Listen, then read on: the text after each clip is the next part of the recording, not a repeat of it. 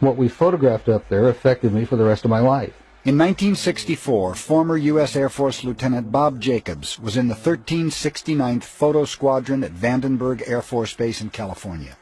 He was in charge of photo-optical instrumentation at a tracking site in Big Sur, 124 miles away.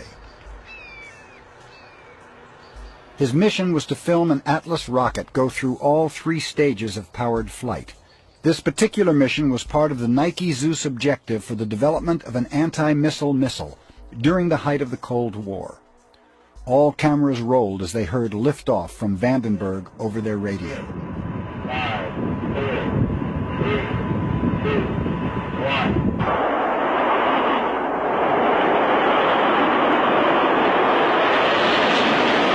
We were looking down southwest, and the missile popped up through the fog. It was just beautiful. And our guys on our M45 tracking mount with 180-inch lenses on it got it. And sure enough, we could see all 3 stages of powered flight as they burned out and dropped away.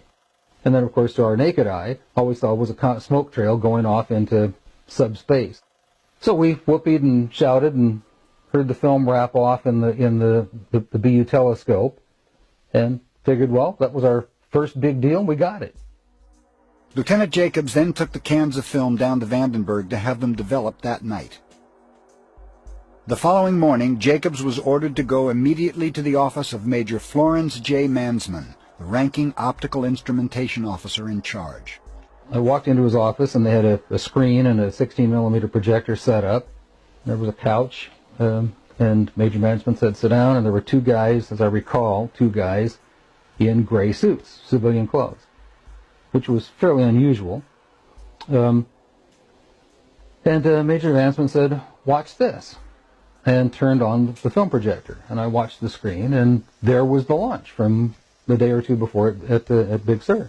As the Atlas missile entered the frame, we could see the whole 3rd stage, which has 2 rocket nozzles like this and one in the center, a gimbaled one in the center, filling our frame from about 160 miles. That was pretty exciting optics.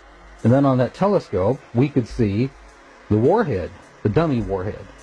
According to Jacobs, at this stage the rocket was traveling between 11 and 14,000 miles per hour when a saucer-shaped craft entered the frame. It flew into the frame like this, and it shot a beam. Now, remember, all this stuff is flying at several thousand miles an hour. So this thing fires a beam of light at the warhead, hits it, fires another beam of light, and then flies out the way it came in. And the warhead tumbles out of space.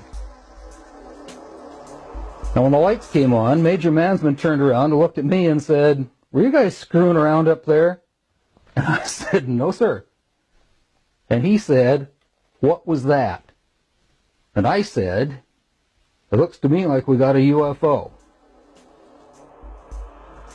Nearly 2 decades later, several letters written by Major Florence J. Mansman were obtained.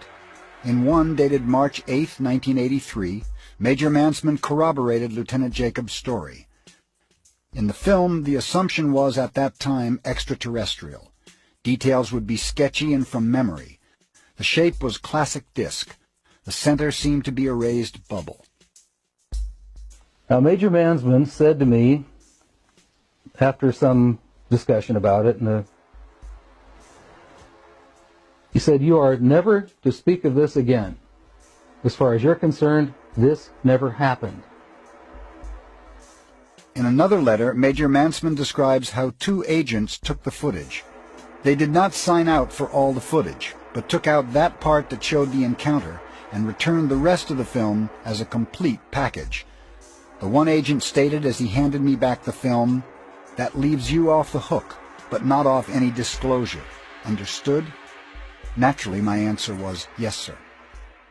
Major Mansman never saw it again, and as far as I'm concerned, or nobody else ever saw it again. Certainly not at Vandenberg. I'm certain that it left Vandenberg and went somewhere else.